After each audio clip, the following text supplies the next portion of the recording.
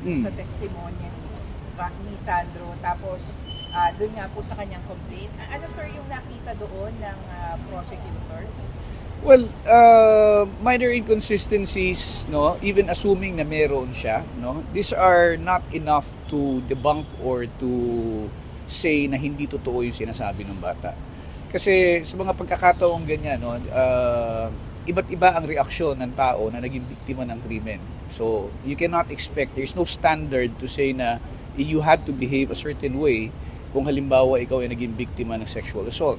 So, maraming considerations, no, na yung inconsistency sinasabi natin, maaring merong pagkakaiba dun sa statement niya, pero hindi ito sapat para sabihin na siya ay nagsisinungaling o hindi nagsasabi na totoo.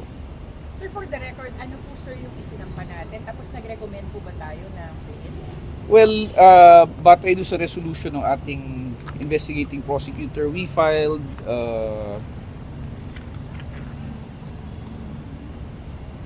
charges of rape through sexual assault under Article 266B, Paragraph 2 of the Revised Penal Code against both respondents, and 2 counts of acts of lasciviousness also under Article 366. So yung rape dito would have no bail recommended. Tapos sir, tama ba na raffle na po siya? Yan ang alamin namin, pero itong kaso na to ay ni-resolve namin at lumabas nung nakaraang linggo, no? Pero alam naman natin na nagkaroon ng pagsususpinde ng pasok for the past 3 days. So we just do not know if the scheduled raffle already took place this week. Sir, ito po ay isang issue na male rape. Ano po sir ang kumbaga opinion or ano po ang gustong ipakita po ng Department of Justice patungkol po sa issue nito? Well, ang batas natin ay malinaw, no? Dati nasanay tayo na ang rape ay patungkol lamang sa lalaki ginagawa sa babae. But because of the amendment sa batas, nire-recognize din ito na mayroong ibang klaseng sexual abuse na ginagawa not necessarily by members of the opposite sex, but it can be done also by members of the same sex. So ang ginagawa lang ng Department of Justice, pinatutuhanan natin yung mga nakalahad sa batas at gagawin natin kung may ebidensyang sapat na isampa yung kaukulang kaso regardless of the gender of those involved. Sir, when the NPS was prosecuting the case, sir, meron po kayong mga insights na nakita na bago na makakatulong in future cases po prosecuting male rapes? Well, just let me just correct you. We are not prosecuting the case yet.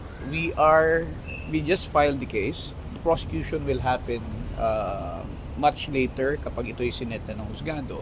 So, depende sa kung ano mangyayari pagdating sa korte, then we can make some adjustments in the manner by which we conduct investigations. But the way I see it right now, no, malinaw naman dun sa ebidensya, wala naman tayong dapat ipagduda dun sa isinampang kaso.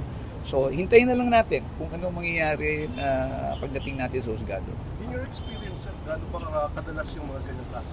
Well, there are a lot of cases that we hear about but are not reported or not brought to the attention of the prosecutor's office. Marami dyan hindi na nagtutuloy magsampa, nakikipag-areglo. No? So it's really very difficult to give any statistic as to the number of these cases. But this is not to say na hindi nangyayari. No? Ngayon lang medyo brought to the limelight because ang involved ay anak ng isang artista at isang artista rin yung biktima. Sir, ano na lang sir gusto niyo pong sabihin sa mga biktima po na natatakot pa rin humarap na yung stigma nandoon, ano sir yung gusto niyo sabihin sa kanila? Well, for all victims of sexual assault, for all victims of rape, hindi po tayo maaring mabuhay sa likod ng pagiging takot, no? Kung meron tayong gustong mangyari doon sa, o kung gusto natin makakuha ng hustisya para doon sa maling ginawa sa atin, kailangan tayo po ay maglakas loob na humarap. At ang Department of Justice ay handa pong tumulong sa kanila. Hindi po tayo pwedeng magsasalita pagkatapos pagdating doon sa punto na ito'y kailangan ng i-prosecute sa husgado ay aatras. Kailangan po dito, kung tayo ay magdesisyon, isipin natin yung injustice na ginawa sa atin. And if we want that injustice to be corrected, we have to come forward and we have to be strong enough, no, to speak, no, and tell the world, tell the whole the public what it is that happened to you. Kung halimbawang matapos tayo dun sa kaso at maparusahan yung mga akusado, then that will send a very strong signal to those who are bent on committing the same crimes again. Okay? Na tayo ay handa at ipagpapatuloy natin yung prosecution hanggat mayroong mga biktima na lalapit at hihingi ng ating tulong.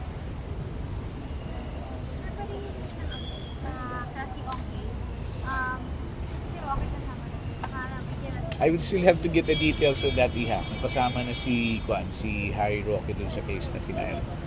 Okay? Thank you. Nurse lang, huwag ka muna